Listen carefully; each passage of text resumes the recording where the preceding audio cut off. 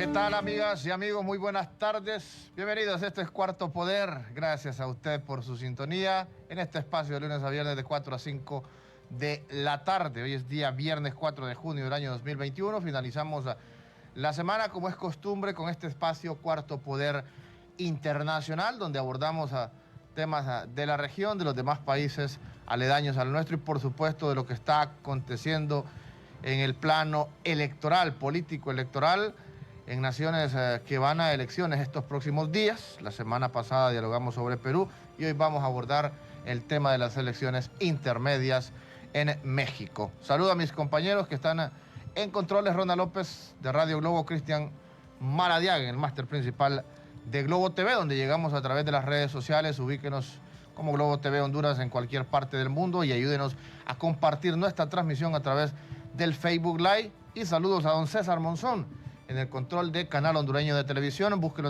en sus diferentes frecuencias a nivel nacional en los 18 departamentos. Mi nombre es Ramón Ochoa y esta tarde abordamos ese tema, las elecciones en México, la importancia que se da en esta región del país, una de las elecciones más importantes que se van a dar en esta nación, donde siempre que hay elecciones en México hay polémica.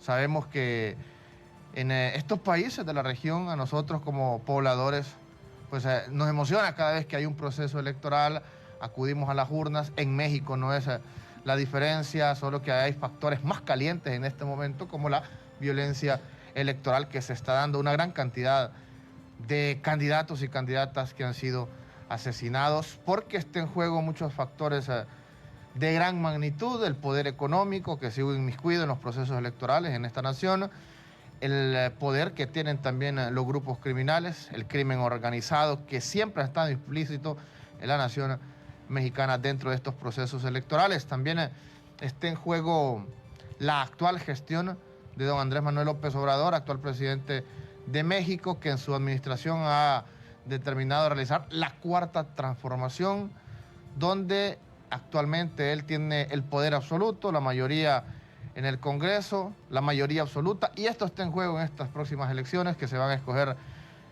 representantes a la Cámara Legislativa, gobernadores y autoridades municipales. ¿Qué está en juego? Lo vamos a profundizar con nuestros invitados esta tarde desde México que nos acompañan, pero antes le doy la bienvenida a don Carlos Paz. Un placer saludarlo, don Carlos, buenas tardes. Muy buenas tardes, Ramón Ochoa, estimados oyentes, amigas y amigos, al igual que a César Monzón y a Cristian Maradiaga y Ronald López. Muy buenas tardes. México nos unen grandes cosas, porque México tiene una gran particularidad, una revolución que los que le encabezaron, como el señor Milla, Rico Milla, como también el señor Emiliano Zapata, pues no asumieron la presidencia. Era una revolución totalmente pues agraria en aquella ocasión, y asumió el mando de México pues otra persona. Pero también con México nos unen grandes cosas, pues muchos amigos que han tenido que huir de Honduras por persecución política viven asilados en México, y compatriotas que en su travesía por llegar al territorio norteamericano, a la Federación de Estados Unidos de América, pues también se quedan a vivir en México y hacen familia allá, o sea que se convierten en mexicanos. Otro de los elementos son la particularidad de la política mexicana, connotados hondureños de la vida política que ha tenido que irse a asilar a México. Entre ellos podemos hablar de Juan Ramón Molina, de connotado escritor y político hondureño, pues ocupó cargos relevantes en las administraciones públicas de su época. Gabriela García, fundadora del Partido Comunista Hondureño allá por 1922, se murió en México. Desde aquella ocasión de la dictadura de Carillas tuvo que huir, y allá pues le dieron asilo y allá pernoctó para el resto de su vida. Ángel Zúñiga Huerta, destacado dirigente del Partido Liberal, convivió muchos años en México asilado. Y así escritores, grandes personajes de la vida política hondureña han tenido que vivir en México y morir allá, por eso es con su familia, cuando se han enfrentado las crisis de persecución política en nuestro país y en América Latina. O sea, México, su política y sus posiciones doctrinarias han sido de muchas cualidades y particularidades en América Latina, a pesar de ser ahí la antesala de la Federación de Estados Unidos Americanos.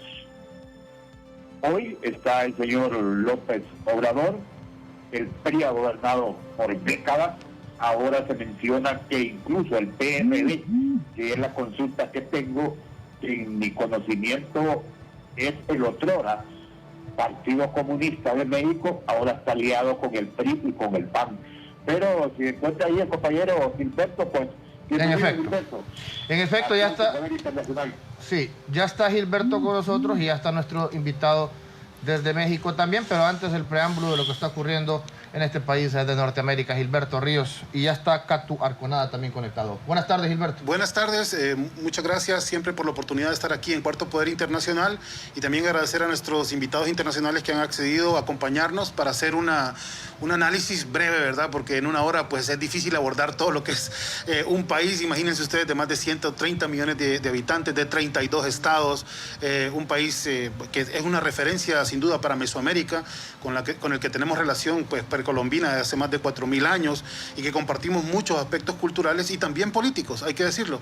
Y como decía Ramón, pues una elección interesante, ¿verdad? Una elección intermedia donde se definen algunos congresistas, entiendo que alcaldes, eso nos va a aclarar también Catu, pero también sobre todo la pregunta es, ¿verdad? En estos 2 años, 7 meses, después de aquel triunfo arrollador de lo que fue el movimiento Morena y su alianza política, ¿qué son? Nos queremos tener, digamos, una medición de primera mano y para eso hemos invitado a nuestros invitados internacionales y sobre todo en este primer segmento a Catu Arconada, que es un amigo, que es miembro de la Red de Intelectuales y Artistas en Defensa de la Humanidad, escritor de varios libros sobre coyuntura latinoamericana y pues también formador político, ha tenido una gran experiencia también en el proceso boliviano, donde acompañó a Evo Morales por más de 10 años, ha estado presente también muchas veces acá en Honduras, hemos tenido oportunidad de recibirlo en nuestro país y bueno, tal vez si ya lo tenemos en línea, queríamos comenzar con él porque Catu pues tendrá que retirarse a la mitad del programa, lo vamos a tener digamos en el primer segmento y queríamos que nos hiciera una valoración, ¿verdad? Primero de lo que ha sido la cuarta transformación hasta este momento y cuáles serían a su criterio los principales avances y los principales obstáculos que ha tenido este volcamiento que tuvo, digamos, el pueblo mexicano a las urnas para hacer un cambio de los partidos tradicionales y votar por esa amplia alianza que construyó Morena a nivel nacional. Entonces, no sé si ya lo tenemos está vía teléfono. Muy bien. Ya está conectado Catu Arconada, quien es analista internacional y miembro de la Red de Intelectuales y Artistas en Defensa de la Humanidad. Un placer tenerlo en Cuarto Poder desde México. Catu, bienvenido. Ramón Ochoa le saluda y como le decía Gilberto, la primera consulta que le hacemos, bueno, sobre todo le pedimos un preámbulo de lo que está sucediendo en estos momentos y el ambiente electoral y qué es lo que se está en estos momentos poniendo en juego en México. Bienvenido. Hola Ramón, hola Gilberto. Escucho mucho retorno, no sé si me lo puedan bajar. Ahora. ¿Sí me oyen bien? Perfectamente. Excelente. Bueno, ¿qué tal? Un saludo desde Ciudad de México y pues aquí estamos expectantes de lo que sucede el domingo. Es una elección intermedia. Aquí, como sabrán, los periodos electorales, los periodos de gobierno duran 6 años sin posibilidad de reelección. Entonces, las elecciones intermedias, al cabo de 3 años, pues son una especie, en primer lugar, de refrendo o no del gobierno vigente. En este caso, además, se han ido haciendo confluir otras elecciones que había pendientes y se van a convertir pues prácticamente en las más grandes de la historia porque se están eligiendo miles de cargos. Se está renovando todo el Congreso Federal, 500 diputados. Se están renovando la mayor parte de congresos locales, 30 de los 32, miles de presidencias municipales y regidurías, concejalías, y sobre todo, y creo que esto quizás es lo más importante, se están eligiendo 15 de las 32 gobernaturas del país. Es decir, se pone en juego la mitad del poder territorial en México.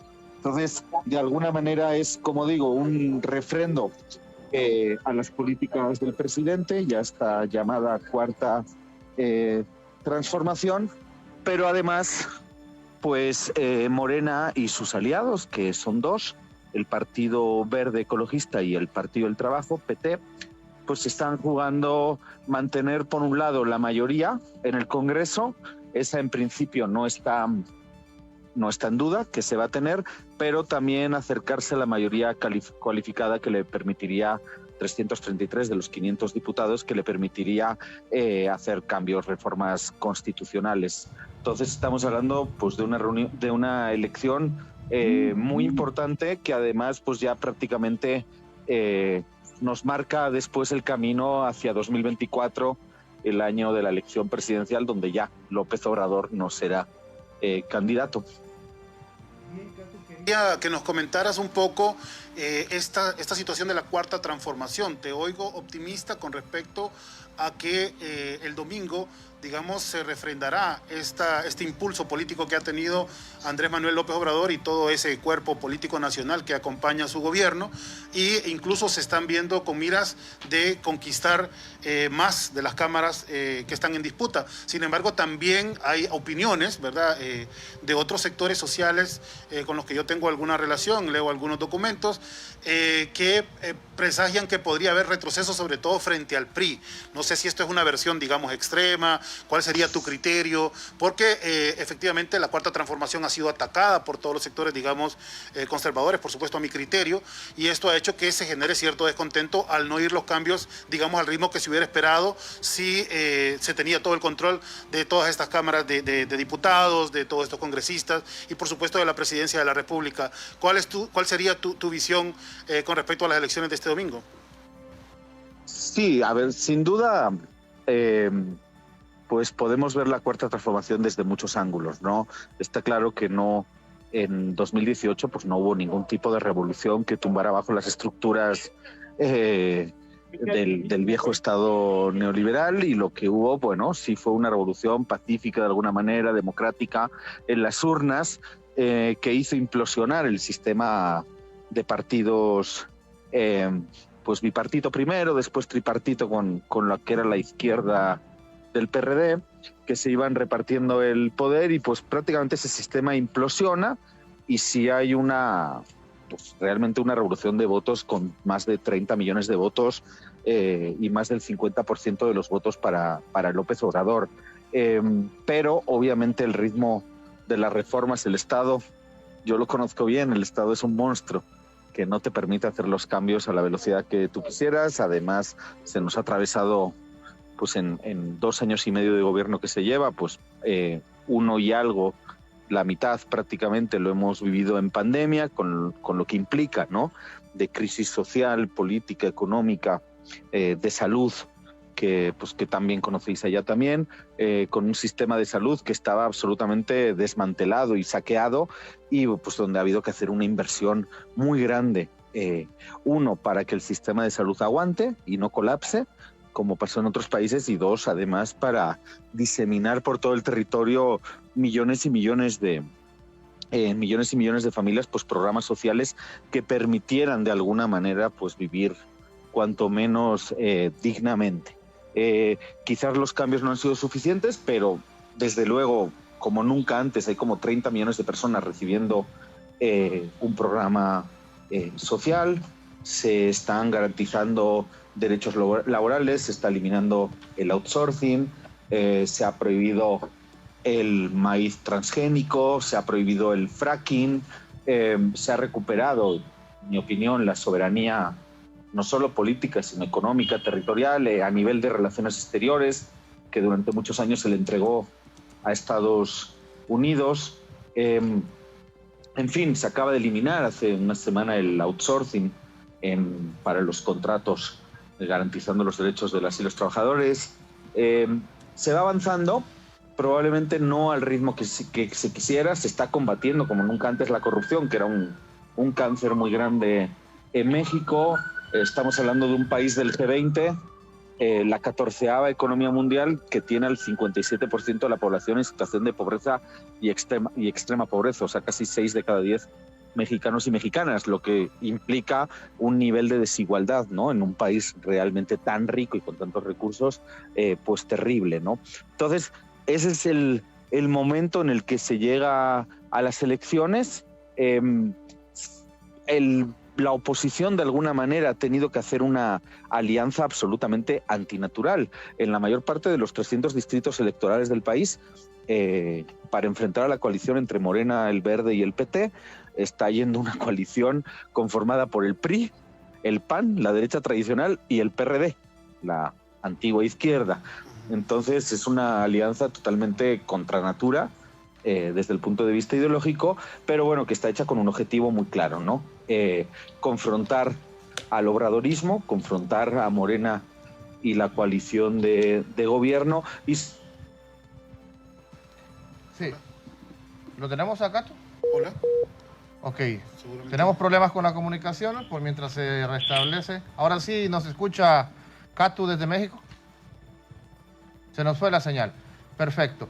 Interesante, Gilberto, lo que habla de la cuarta transformación, lo que está en juego en estos momentos a nivel legislativo, que están en disputa 500 escaños de la Asamblea Legislativa, de los cuales ya se sabe, y según las encuestas, Morena va a seguir con la mayoría, pero no una mayoría absoluta, y eso es lo que se teme en estos momentos, no una mayoría absoluta como la tienen en estos momentos.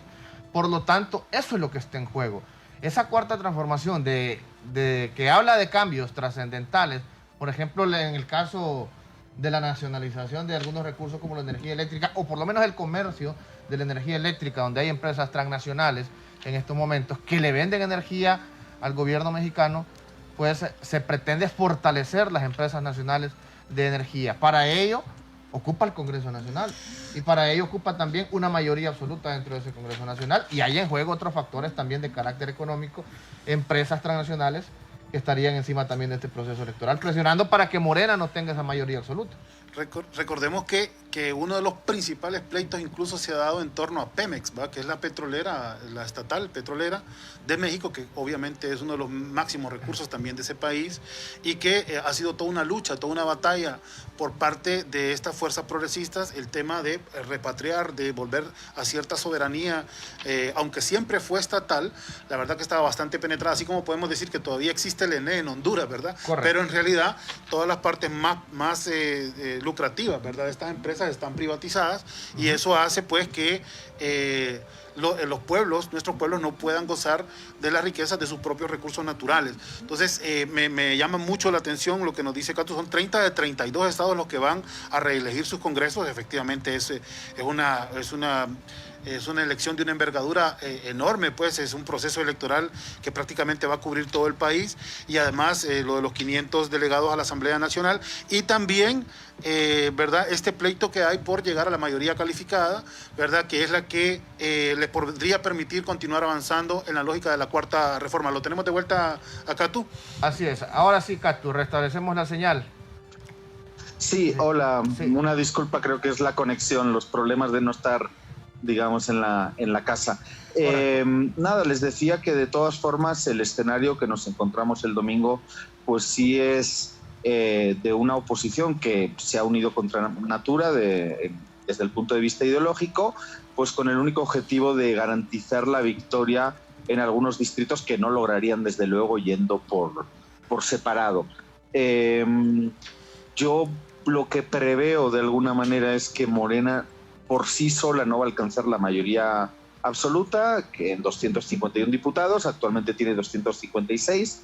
Se va a quedar cerca, pero no va a llegar sola, pero sí la va a superar ampliamente con los dos partidos pequeños de la coalición, el Partido Verde y el PT, y yo creo que se van a quedar cerca de los 300 diputados de 500, y a nivel de gobernaciones, de las 15 gobernaciones, pues yo calculo que Morena y la coalición van a ganar como entre 8 y 9 gobernaturas, frente a 6-7 que ganará la oposición, pero bueno, lo cual le va a permitir de todas formas a Morena, junto con las que ya tiene, que ganó en 2018, pues tener también prácticamente la mitad del poder territorial del país.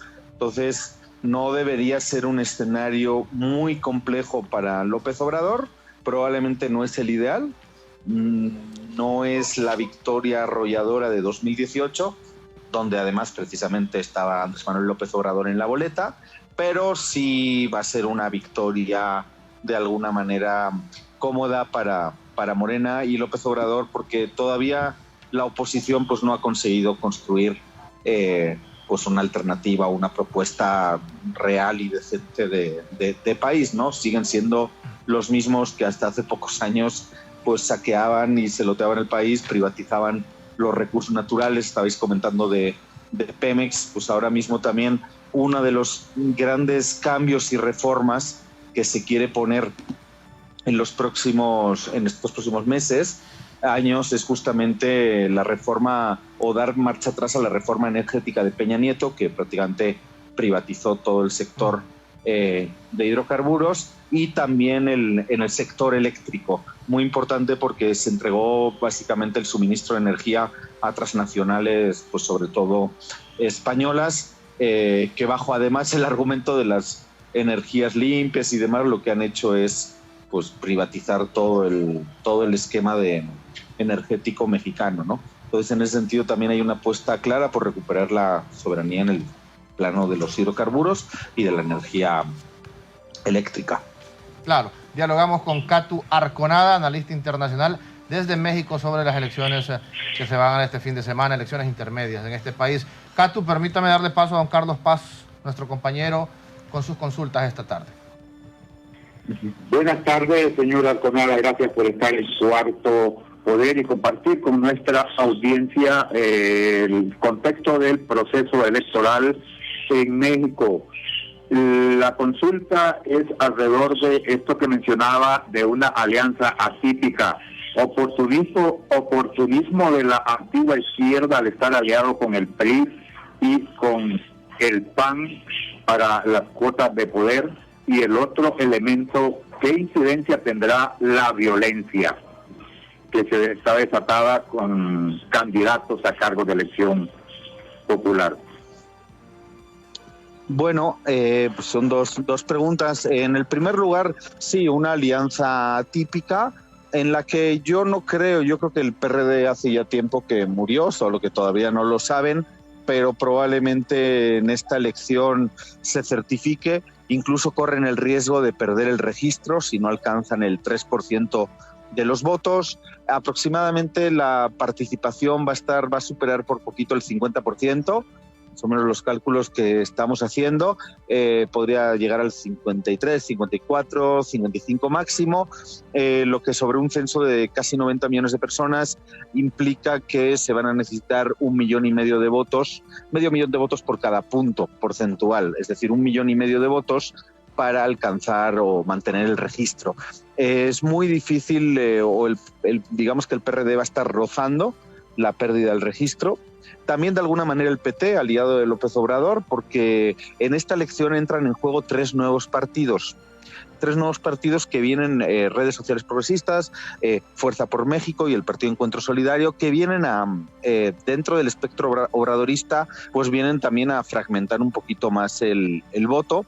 Entonces, los partidos pequeños van a tener muy difícil mantener el registro. Probablemente sí el gran beneficiado de esta elección, digamos, además de Morena, sea el PRI, que logre de alguna manera contener la crisis en la que entró en 2018 con unos resultados no tan malos, ¿no? Eso sí, en un escenario pues surcado por la violencia.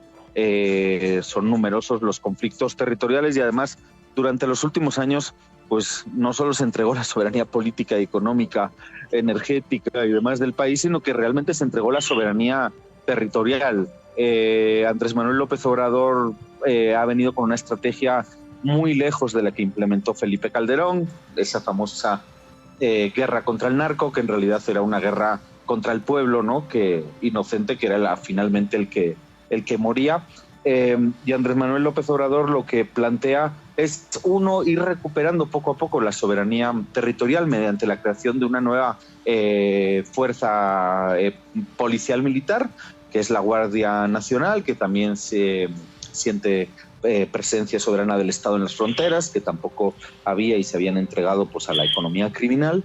Entonces, uno, la Guardia Nacional; dos, diseminar, como decía, programas sociales por todo el territorio para que pues las familias más humildes no tengan que entrar en el negocio en el eje de la economía criminal, del narcotráfico, y puedan cuanto menos tener para vivir dignamente, incluido una amnistía además para los pequeños campesinos, sembradores de amapola, de marihuana y demás, que son los que han venido también pagando los platos rotos, porque los narcos no eran los que iban a la cárcel, sino eran pues, sobre todo las familias campesinas y demás.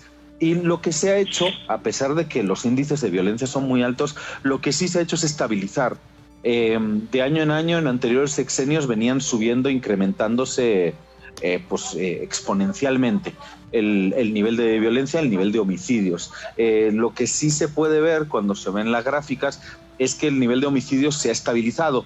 Todavía no ha comenzado a descender, pero la apuesta de López Obrador es que empieza a descender en algún momento ahora de esta segunda mitad del sexenio, ¿no? Entonces, de alguna manera se espera que esta nueva estructura que se está haciendo, este nuevo forma de relacionarse, además no confrontando de la manera más violenta y sangrienta, pues se espera que poco a poco, de alguna manera, vaya reduciendo los índices de letalidad, que todavía, pues como decís, siguen siendo muy altos, ¿no? Todavía en muchas partes del territorio los candidatos y en muchos casos los propios partidos políticos pues son parte de la economía criminal, tienen vínculos carnales con el narcotráfico, ¿no?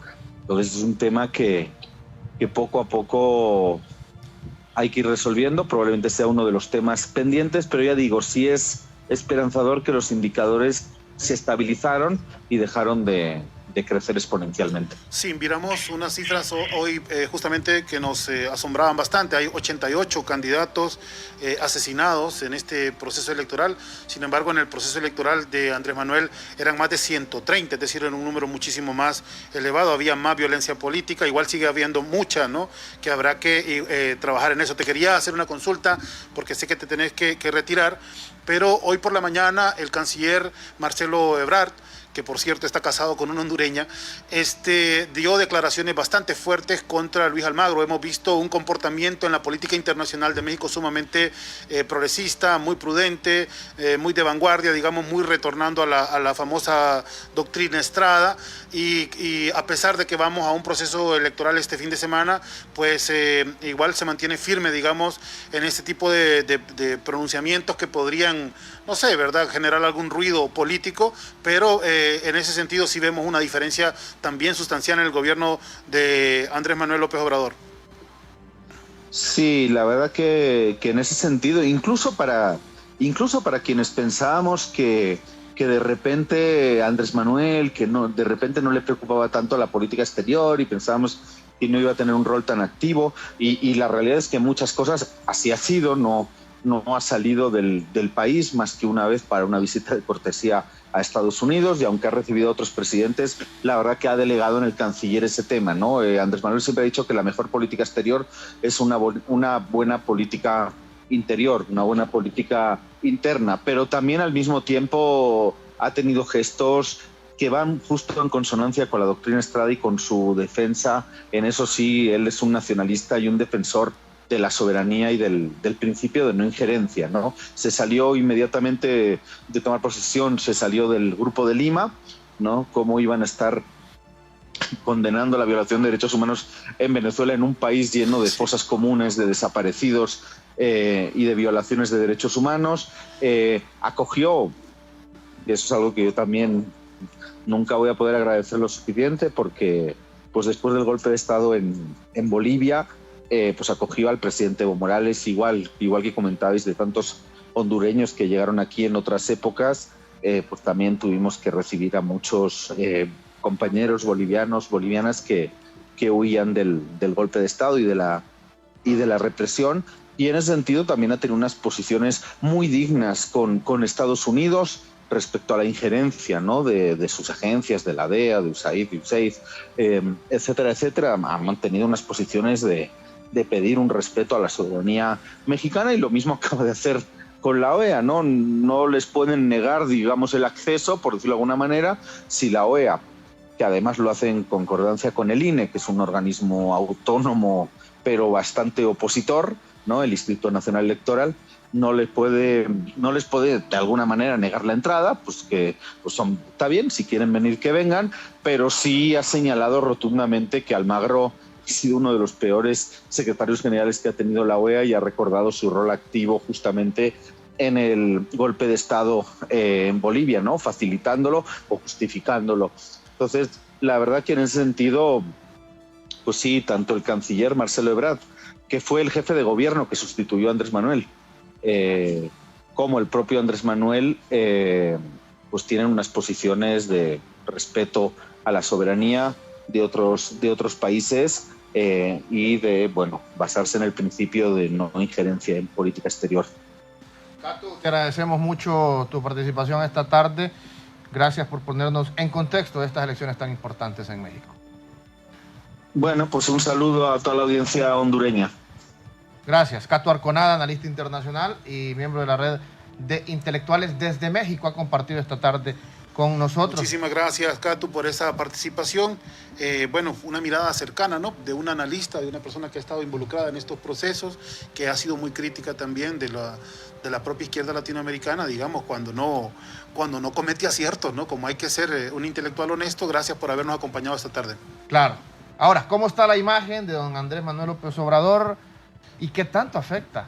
¿Qué tan incidente va a ser esa imagen de gobierno, ya casi medio término de su gobierno que ha tenido en estos más de 2 años, para las próximas elecciones de gobernadores, legislativas y de autoridades locales? Lo conversamos después de la pausa, porque también tenemos invitada una candidata a diputada mexicana. Pero tenemos un mensaje importante, cortesía de Banco Atlántida.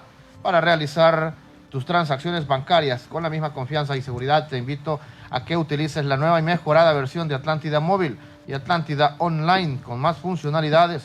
Actualicémonos juntos. Banco Atlántida, imagina, cree, triunfa. Llegó el mes para cumplir tus metas. Sí, sí, sí, sí. Sí, sí, sí, sí. Sí, sí, sí, sí. Sí. Feria de Préstamos Atlántida, con las mejores tasas para que puedas decir sí a tu casa desde 7.7, sí a tu carro desde 9.5, sí a préstamos personales desde 17%. Solicita tu préstamo en línea o en nuestras agencias. Banco Atlántida, imagina, cree, triunfa. Centros comerciales hasta las 8 p.m. Sí, sí, sí, sí. Cuarto Poder es cortesía de Diario Digital, el pulso del periodismo que genera incidencia en el país. Ubíquenos de manera práctica e infórmese a través de las redes sociales, en Twitter, en Facebook, en Instagram. Búsquenos como El Pulso o en la web www.elpulso.hn, y ahora en YouTube, el canal donde usted puede acceder a todos los programas de Cuarto Poder y, por supuesto, videos de interés. El Pulso HN en YouTube. El Diario Digital El Pulso es periodismo de investigación. Continuamos dialogando sobre la situación en México. Aún estamos a la espera de nuestra invitada, candidata a diputada, pero un análisis de lo que decía nuestro invitado esta tarde, Cato Arconada. Don Carlos Paz, le escuchamos. Bueno, consideramos que hay positivismo con lo que escuchamos del señor Arconada, en que Morena obtendrá, el triunfo, sino en la mayoría que se espera, pero sí para seguir teniendo poder de decisión en continuar implementando lo que la propuesta de gobierno del señor López Obrador, la cuarta transformación. Hay algunos proyectos macros que podríamos consultarle, cómo unir el Pacífico con el Atlántico, el aeropuerto, cómo está el avance de la construcción, al igual que una nueva refinería en el estado de León, de las propuestas de don Manuel López Obrador. Ha manifestado el señor Arconada que se mantiene un asistencialismo la población indigente de 30 millones. Eso requiere de una gran inversión, pero que el propósito es alejarlos un poco de sus vínculos con el crimen organizado, con el narcotráfico, que sea el pobre que se vuelva involucrado por la necesidad de comer. Lo que pude escuchar es que hay pues un ambiente de que Morena y sus aliados tengan buenos resultados en las elecciones. Así es, así es. Es importante también... Y me llama la atención algo, compañeros, y ahí está Gilberto.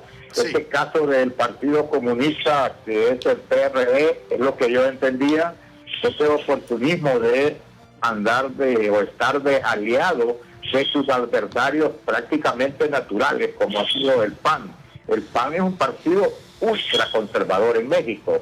El PRI se ha definido como de centro derecha y al mismo tiempo de izquierda, pero así se llama, Partido Revolucionario Institucional, y es que ha gobernado por décadas en México. Sí, efectivamente, yo creo que habría que dar un repaso, ¿no?, para nuestra amable audiencia y refrescar un poco lo que sabemos de los partidos en México, lo que han sido los partidos tradicionales, digamos, en México hasta la irrupción de Morena. Pero el PRI era el partido que surgió de la Revolución Mexicana, ¿verdad?, que no se llamaba así hasta los años 30 en realidad, y que, ¿verdad?, asumió, digamos, el legado de todo ese impulso, de toda esa demanda social que hubo en 1911 y la primera Constitución Mexicana de 1917. Luego, el PRI se fue anquilosando, fue representando pues sectores de élite cada vez más, digamos, distantes de lo que fue su primer programa de gobierno de principios del siglo pasado, y surgió en 1988 como una decisión, sí, de varios sectores de partidos comunistas mexicanos, creo que son de 5 facciones, incluso marxistas-leninistas en aquel momento, que se juntaron en torno a la figura del ingeniero Cárdenas, ¿verdad?, de Cuauhtémoc Cárdenas, hijo de Lázaro Cárdenas, el presidente mexicano de 1936 a 1940, de 1934 a 1940, porque allá son sexenios, y luego se dio un fraude tan extraordinario, ¿verdad?, que se fue la luz, ¿verdad?, allá en 1988, y apareció ganando Salinas de Gortari, que fue el que irrumpió con un gobierno neoliberal todavía más profundo.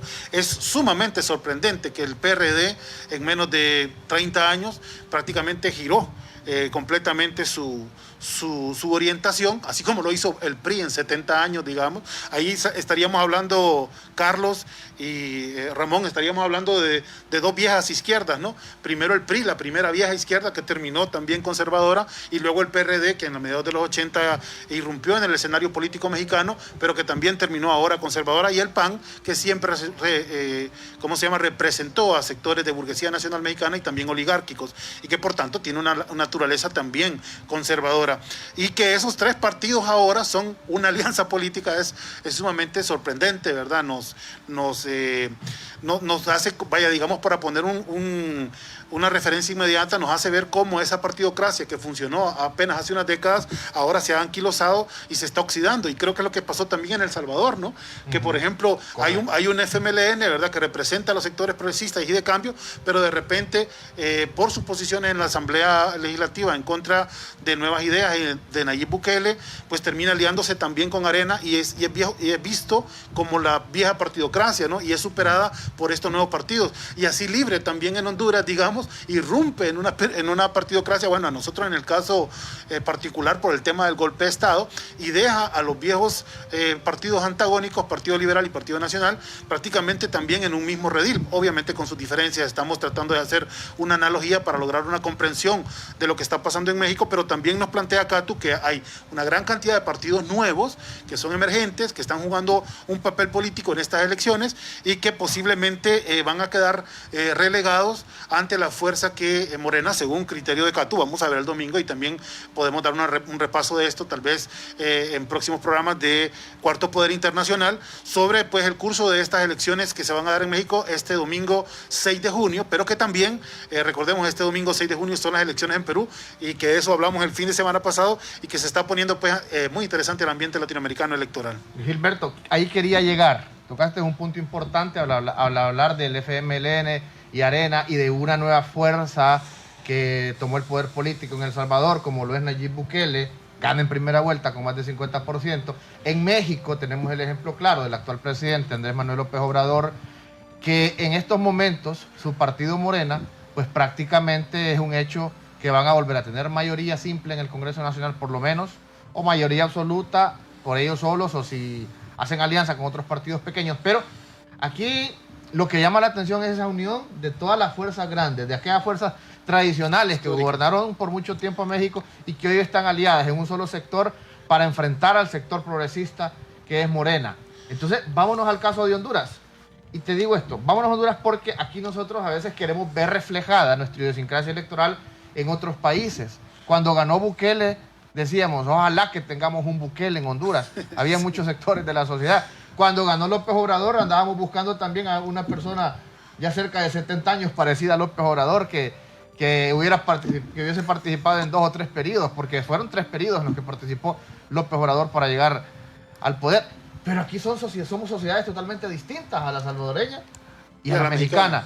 Pero habrá esa similitud que algún día se dé vuelta la tortilla en Honduras y que aquella alianza que algún día se hizo de fuerzas progresistas, hablamos de la última alianza entre Salvador Narrala, Pino y Libre, y hoy el discurso de Xiomara dice, no ocupamos alianza porque más bien la derecha está dividida y nosotros como izquierda estamos sólidos y unidos.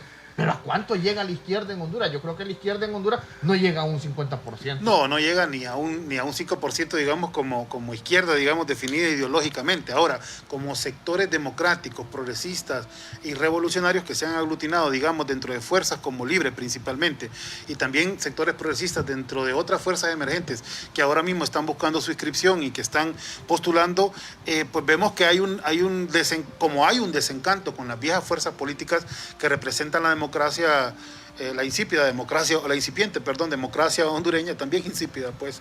Y ahora, pues, los votantes, la población dice, bueno, hay opciones, ¿verdad? Tenemos opciones, hay que probar, porque ya los partidos que nos han gobernado, pues, demostraron que no tienen, digamos, la posibilidad de hacer cambios sustanciales e importantes para el país. Entonces, no solo es un fenómeno de México o de El Salvador, o en este caso de Honduras, que la oposición tiene una gran cantidad de apoyo del electorado desde hace 2 o 3 elecciones, también es un caso de lo que está pasando en Perú, como mencionábamos, y está pasando en otras latitudes de América Latina, donde la vieja partidocracia está siendo sustituida por nuevas expresiones políticas que representan al menos ese deseo de cambio de las grandes mayorías. Correcto. Don Carlos, con relación a este tema, y es importante ubicar en el discurso de los candidatos a la presidencia en este momento. Todavía no entiendo yo a cuál va a ser la estrategia de Libertad y Refundación para de verdad lograr unificar esa izquierda que dice doña Xiomara Castro y que va a derrotar contundentemente a las otras fuerzas políticas en estas elecciones generales. Yo creo que se confía demasiado en la disconformidad del pueblo hondureño con la administración actual del Partido Nacional después de 12 años de estar en el poder. Lo que se debe considerar es que han surgido también otras fuerzas políticas que capitalizarían esa disconformidad y aunque no tengan la capacidad de competir por el poder, pero restarían votos. Ahí la estrategia tendrá que estar muy clara del Partido Libre al momento ya de la campaña proselitista abierta de los discursos. Y yo desconozco si el Partido Libertad y Refundación está llevando a cabo asambleas con los sectores sociales organizados para asumir algún compromiso con ellos, ya hecho gobierno de las demandas que han venido planteando, que son las generalidades, tales como los trabajadores un salario digno, los gremios de que se les reconozcan sus derechos y que al mismo tiempo el gobierno que llegue a partir del 2022 se comprometa con una gran inversión en las áreas como la salud, la educación y la vivienda y el compromiso de la seguridad ciudadana. Como desconozco eso, pues tendré que pensar que cuando dice que ganarán contundentmente entre las otras 3 fuerzas políticas que compiten por el poder, sin conocer cuál es la estrategia definitiva y lo que menciono con los sectores sociales, pues no me atrevo a cuestionar. El otro elemento que Libre es los candidatos. Los candidatos de Libre a nivel local, hablo del municipio y del departamento, es bastante débil. Por eso la cantidad de corporaciones municipales en 2 periodos, en vez de aumentar, ha disminuido, al igual que los diputados. Yo he reiterado en diversas ocasiones que se desconoce la estrategia de crecimiento de Libre, el plan estratégico táctico de crecimiento, porque esa cantidad de grupos que se organizan no trabajan en el crecimiento, son electoreros. Pasadas las elecciones desaparecen, no tienen una continuidad de trabajo político en organización y capacitación doctrinaria de la propuesta del nuevo modelo que plantea Libre económico-político. Es la estrategia de muchos líderes locales y es simple y sencillamente ocupar regidurías. No es alcanzar el poder político local, sino que llegar a obtener una regiduría, con eso se conforman porque también tienen buenas prebendas. Pero bueno, aquí tenemos un candidato a diputado, Gilberto Ríos es candidato a diputado, y que nos hable de esa alianza del pueblo que ha llamado Libertad y Refundación ahora, y si en verdad el poder local y los poderes departamentales ya están trabajando en base a esa alianza. Después de la pausa, Gilberto, porque tenemos un mensaje importante, cortesía de Diario Digital El Pulso, es periodismo de investigación, periodismo que genera incidencia en el país. Ya tiene habilitado su canal de YouTube, El Pulso HN, donde encuentra noticias de actualidad, videos de interés y todos los programas de Cuarto Poder. El Pulso HN en YouTube. Llegó el mes para cumplir tus metas. Sí, sí, sí, sí. Sí, sí, sí, sí. Sí, sí, sí, sí. Sí. Feria de Préstamos Atlántida, con las mejores tasas para que puedas decir sí a tu casa desde 7.7, sí a tu carro desde 9.5, sí a préstamos personales desde 17%. Solicita tu préstamo en línea o en nuestras agencias. Banco Atlántida, imagina, cree, triunfa. Centros comerciales hasta las 8 p.m. Sí, sí, sí, sí.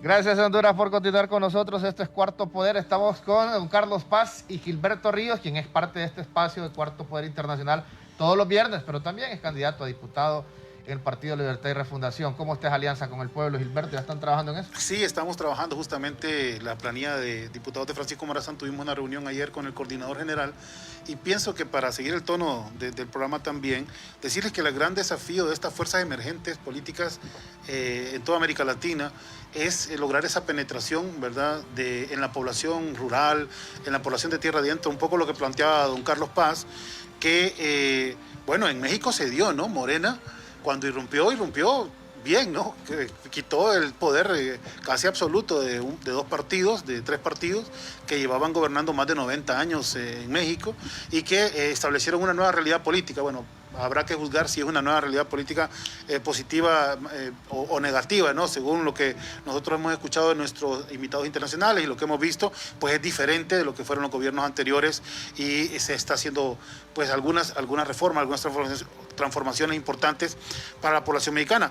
Ahora, yo creo que el desafío nuestro como fuerzas emergentes en general, no particularmente Libre, es que llegue ese mensaje y esa nueva forma de organización y esa nueva forma política a los lugares más recónditos de nuestro país, donde siguen prevaleciendo las fuerzas conservadoras. Es decir, el bipartidismo es fuerte a nivel nacional.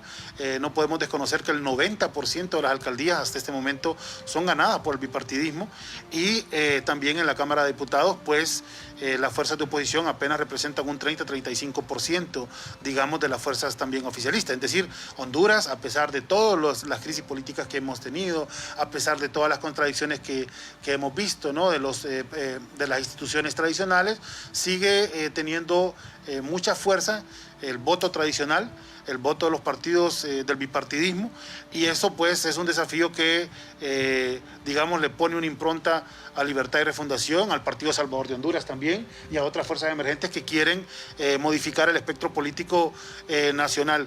En particular con la reunión que hemos tenido ayer, quiero sí decirles que sí van a haber modificaciones en cuanto a la estrategia electoral, que me parece que se está adaptando mucho más, ¿verdad?, de lo que fue el periodo 2013-2017, y que a pesar de todos los tropiezos que que han habido a nivel institucional, todo el combate a que se desarrolle bien el Consejo Nacional Electoral, los propios errores que se han cometido. Reunión ayer de candidatos a diputados de Libre Francisco Morazán. Sí, en la reunión de ayer que comentabas, me parece que se han propuesto, como te decía, elementos que van a cambiar y que van a cambiar, digamos, este mecanismo de trabajo que hemos tenido, pero también que van a aprovechar la existencia de estas instituciones donde hay representación de la oposición y que donde se puede pelear mejores condiciones democráticas para el país. ¿Y la estrategia cuál va a ser, Gilberto? Porque yo voy de nuevo a El Salvador, voy de nuevo a México. En El Salvador y México surgió una clase de votantes. Y creo que estos candidatos entendieron, por ejemplo, Andrés Manuel López Obrador evolucionó en su última campaña en comparación de las dos anteriores, cambió su discurso, un discurso más moderado, un discurso que iba a esa nueva generación de votantes. Bueno, qué decir de Bukele, que fue una persona que utilizó las redes sociales para alcanzar el poder político de la nación, y él ya había sido alcalde también de 2 municipalidades. Pero en Honduras también hay una nueva generación de votantes. Aquí los políticos, y a mí me da pesar cuando escucho a los políticos decir, no, a mí no me interesa el joven porque, y es cierto, uno lo escucha, ¿va? Cuando hablan de estrategia, porque el joven no vota. Y es cierto, el joven no, del sector demográfico de la población es el que menos le interesa ir a votar. Pero hay una nueva clase de juventud hoy, Gilberto, que sí está interesada en los cambios, que sí le interesa más la política, que sí le interesan temas internacionales hoy en un mundo globalizado. Y yo creo que hoy esa juventud, entre 18 y 30 y 32 años, sí va a ir a votar y sí va a ser determinante.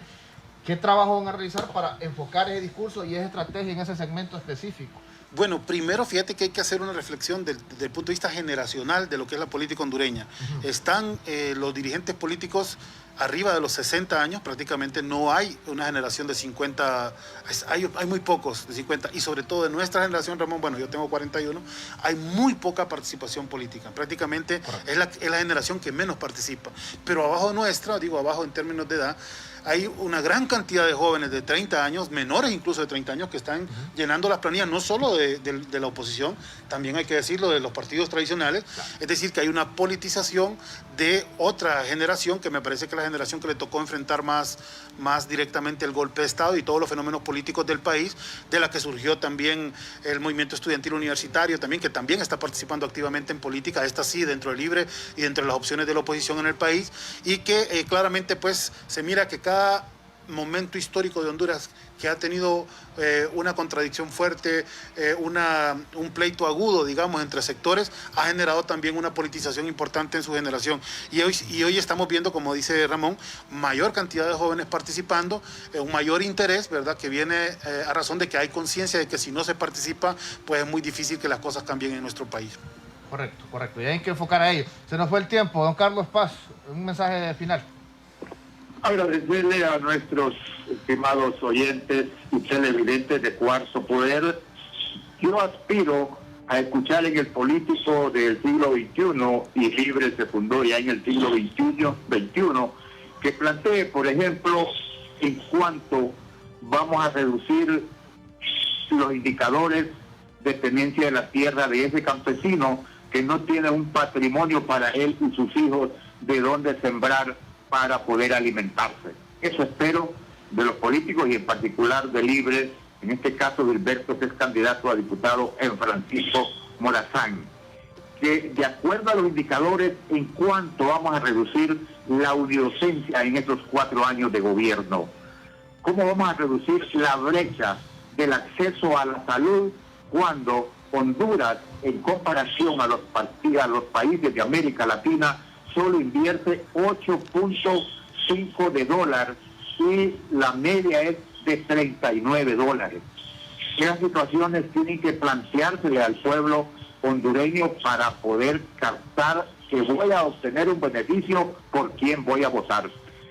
Buenas tardes, compañeros y a nuestra audiencia. Muchas gracias, don Carlos. Buenas tardes. Yo aspiro también a que ya nos sigamos viendo el ejemplo de otros países para poder copiar modelos, sino que nosotros podamos construir nuestra propia historia y que no sigamos buscando el Bukele hondureño o el millennial hondureño para parecernos a El Salvador, o que estemos buscando al viejito parecido a Andrés Manuel López Obrador en México, o que no estemos buscando el indígena parecido a don Evo Morales, sino que busquemos nuestro propio indito o indita aquí en Honduras, o el microempresario o microempresaria que algún día pueda asumir el control político de la nación, o alguien que pueda venir de nuestras entrañas y en base a los preceptos de nuestra sociedad construir esa historia de una nueva Honduras, de una nueva nación. Muchas gracias, Gilberto, y nos vemos el otro viernes. Muchas gracias, Ramón, muchas gracias, Carlos, y a todo el equipo que hace posible este programa. Sí, nos vemos el otro viernes. Vamos a ver los resultados que tendremos de estas elecciones, no solo de México, sino también de Perú y los otros acontecimientos que están en pleno desarrollo, como dice Walter Martínez, en América Latina. Gracias. Y de manera objetiva, ¿quién va a ser el próximo presidente de Perú? Ya que elecciones, el domingo hay elecciones. Pues ahí hay una cosa interesante, porque en las encuestas oficiales Keiko Fujimori se acercó a 1% el día de ayer a Pedro Castillo, que es el candidato de la izquierda en Perú, y eso podría ser entonces, como dicen, una final de infarto, ¿verdad? No se sabe a ciencia cierta, aunque, ¿verdad?, en la última elección Pedro Castillo ni siquiera figuraba en las encuestas y terminó siendo el más votado de la primera vuelta en Perú, y lo que se espera es que en todas esas zonas rurales donde las encuestas no llegan, pues se vuelque la población a votar por el cambio, a votar en contra de Keiko Fujimori y a darle el triunfo a Pedro Castillo. Así que pendiente este domingo, tenemos así los que somos políticos, que somos como los futboleros, ¿no? Tenemos dos partidos importantes, que son las elecciones en México y las elecciones en Perú. En efecto, vamos a estar pendientes. Muchas gracias, Gilberto. Gracias a usted también por estar pendiente de Cuarto Poder. Esto es Cuarto Poder Internacional, todos los viernes con Gilberto Río. Mi nombre es Ramón Ochoa, con permiso. Buenas tardes. El Observatorio del Poder y el Pulso.hn presentó Cuarto Poder.